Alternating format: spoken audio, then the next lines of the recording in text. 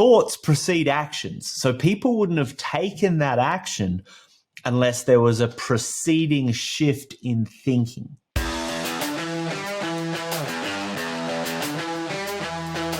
When you talk about publishing thought leadership content, what is thought leadership and how does it differ to any other content? Think of all the super geniuses that you can think of and forget about them. That's not the practical type of thought leadership that I'm talking about, and that creates hyper imposter monster type syndrome. So if you're in marketing and you're thinking of anything that Seth Godin has written and you're considering that thought leadership, then to even get on the first rung of sharing your own ideas is going to be very difficult if you are comparing and contrasting yourself to someone like that. So first thing I recommend everyone do is just delete all the gurus that you have in your mind. One of the key principles when it comes to publishing thought leadership is to come from the perspective that the best thought leadership to publish is the stuff that you're already talking about. Now, you might be hearing that thinking, but I don't speak thought leadership, that I don't normally talk about thought leadership. And so here's what I'd say to that. If you're a business owner or an entrepreneur or some kind of leader watching this, there has, of course, been a time where you've taken someone from a no to a yes. Whether you're leading inside an organization and you've got stakeholders that aren't on board and you've had to convince them, or if you're a business owner that's got a prospect that's kind of sitting on the fence and you've had to convince them. So it's highly, highly likely that people have had that experience. Now, they tend to just put that down to that's just me making sales.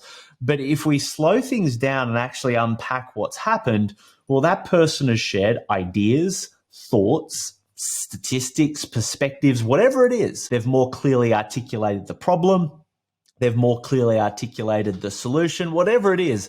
They have shared thoughts and ideas that have changed people from a no to a yes. They've fundamentally changed the trajectory of that person's life, right? They've bought a product that they weren't going to necessarily buy. They've said yes to a corporate initiative that they weren't previously on board with. Thoughts precede actions. So people wouldn't have taken that action unless there was a preceding shift in thinking. What I like people to think about is that anything that you would say to convince someone of something, like whatever is in that argument, whatever is in that pitch that gets someone across the line is, by its definition, thought leadership. It's just not termed that because, thought leadership tends to have this big, highfalutin ivory tower context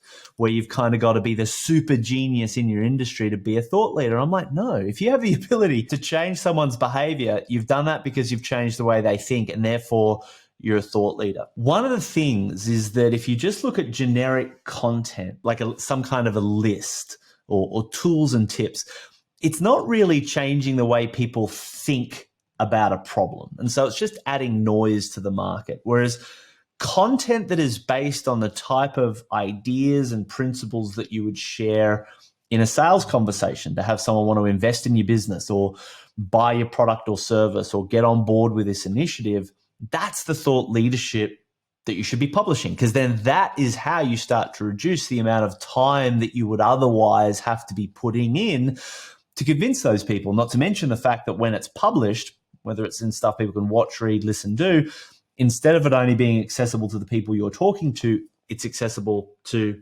tens, thousands, hundreds of thousands, maybe even millions of people. And so that's the kind of way to think about thought leadership. It's the stuff you're already saying that gets people to yes.